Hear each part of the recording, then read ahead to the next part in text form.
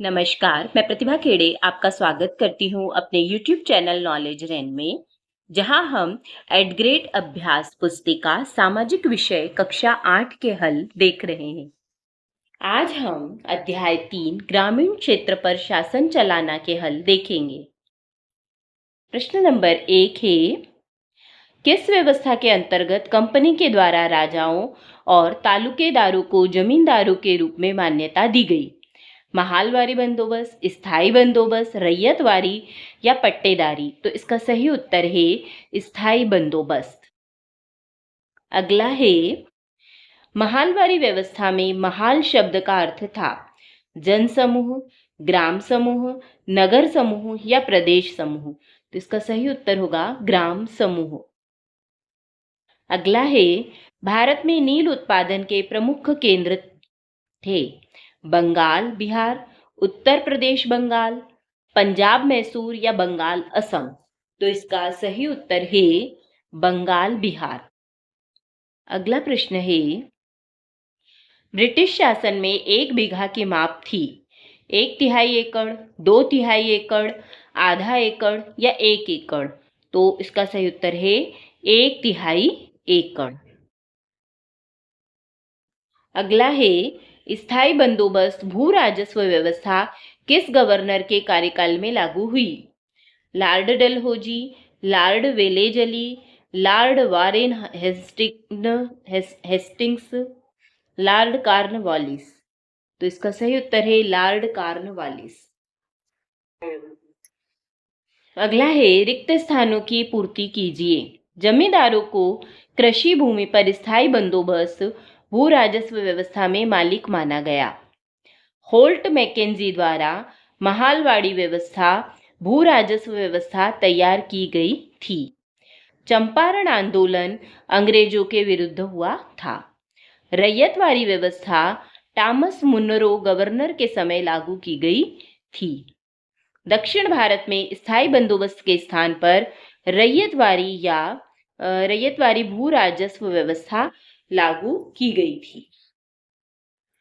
अगला है प्रश्न नंबर 7, बंगाल में कंपनी द्वारा खरीदी जाने वाली वस्तुओं का मूल्य 2 गुना क्यों हो गया था? तो कंपनी को बंगाल की दीवानी मिली तो वह स्वयं को एक व्यापारी मानने लगी। वह भारी भरकम लगान चाहती थी, इसलिए उनकी कीमत दुगनी हो गई। अगला है प्रश्न नंबर 8, कंपनी द्वारा स्थायी बंदोबस्त क्यों लागू किया गया था? कंपनी ने 1793 में स्थायी बंदोबस्त लागू किया। इसका उद्देश्य कंपनी की आय बढ़ाना और उसमें स्थिरता लाना था। अगला प्रश्न है, बंगाल अर्थव्यवस्था गहरे संकट में आने से किसानों पर क्या प्रभाव पड़ा? तो बंगाल की समस्त शक्ति कंपनी के हाथों में आते ही बंगाल की कृषि और कृषकों पर बड़ा गंभीर प्रभाव पड़ा। कृषि नष्ट होने लगी, किसानों पर दोहरे कर की मार पड़ी। अगला है प्रश्न नंबर 10, अंग्रेज भारतीय किसानों को विभिन्न भागों में किस प्रकार की फसलें उगाने को मजबूर करते थे और क्यों? तो अंग्रेज भारतीय किसानों को देश के विभिन्न भागों में किसी न किसी फसल को उगाने को मजबूर करते थे, क्योंकि वे अपनी जरूरत की फसलों की खेती चाहते थे। इसलिए यूरोप की जरूरतों के हिसाब से अफीम और नील की खेती पर जोर दिया गया।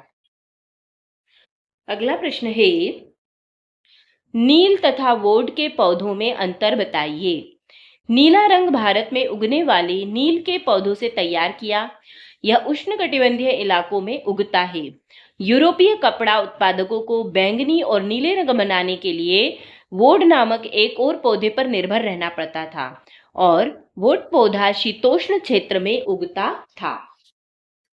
अगला है प्रश्न नंबर 12, नील की खेती के मुख्य दो तरीके कौन से थे?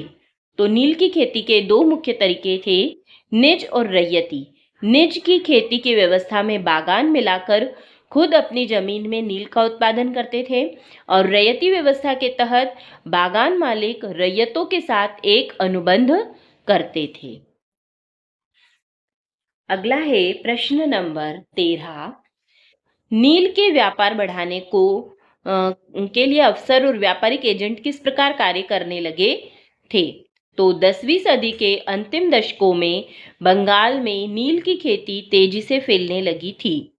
जैसे जैसे नील का व्यापार फैला, कंपनी के अफसर और व्यावसायिक एजेंट नील के उत्पादन में पैसा लगाने लगे। प्रश्न नंबर 14, महालवारी और रैयतवारी भू राजस्व व्यवस्था में क्या अंतर था? महालवारी और रैयतवारी भू राजस्व में कई अंतर थे। महालवारी व्यवस्था में गांव के मुखिया किसानों से भू राजस्व वसूलते थे, जबकि रैयतवारी व्यवस्था में किसान सीधे राज्य को भू राजस्व देते थे। दूसरा है, महालवारी व्यवस्था में अलग अलग महलों के लिए कर राशि अलग अलग थी, जबकि स्थायी बंदोबस्त में कर की राशि समझौते के जरिए तय की जाती थी। तीसरा है, महालवाड़ी व्यवस्था को होल्ट मैकेंजी ने शुरू किया था, जबकि रैयतवारी व्यवस्था को लॉर्ड कॉर्नवालिस ने विकसित किया था। प्रश्न नंबर 15 है, किसानों को नील की खेती करने में क्या मुख्य समस्याएं आ रही थी? तो किसानों को नील की खेती में निम्न समस्याएं आ रही थी। किसानों को कम ब्याज पर बागान मालिक नगद कर्जा देते थे, फिर भी उनके लिए घाटे का सौदा था। दूसरा है, नील की कीमत कम मिलती थी, कर्ज कभी खत्म नहीं होता था। तीसरा है, नील की खेती से मिट्टी की उर्वरकता कम होने लगी। चौथा है, धान की खेती भी नहीं हो पा रही थी। प्रश्न नंबर 16, अंग्रेजों ने भारत में व्यावसायिक फसलों के उत्पादन के लिए जोर क्यों दिया? इसका भारतीय किसानों पर क्या प्रभाव पड़ा? तो ब्रिटिश शासन के दौरान कृषि का व्यवसायीकरण मुख्य रूप से इसलिए हुआ क्योंकि ब्रिटिश नीतियों का उद्देश्य नकदी फसलों और ब्रिटेन में कच्चे माल का उत्पादन करना था। भूमि राजस्व प्रणाली, बाजार प्रणाली का प्रसार और वाणिज्यिक फसलों को बढ़ावा देने से भारत में खाद्यान्न में आत्मनिर्भरता कम हो गई। प्रश्न नंबर 17 है, बंगाल के रैयतों ने नील विद्रोह कब और कैसे किया? तो मार्च 1859 में बंगाल के रैयतों ने नील की खेती से इनकार कर दिया और बागान मालिकों को लगान चुकाने से इनकार कर दिया। उन्होंने कसम खा ली कि न तो वे नील की खेती करेंगे, न वे कर्जा लेंगे और न ही बागान मालिकों के गुंडों से डरेंगे। अगला है प्रश्न नंबर 18, महात्मा गांधी के चंपारण आंदोलन की शुरुआत किस बात को लेकर हुई थी?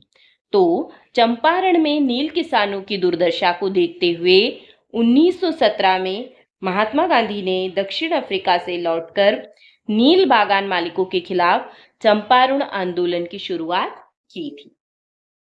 धन्यवाद। आज के लिए इतना ही। अगले वीडियो में हम अध्याय 4 आदिवासी विक्वेम और एक स्वर्ण युग की कल्पना के उत्तर देखेंगे।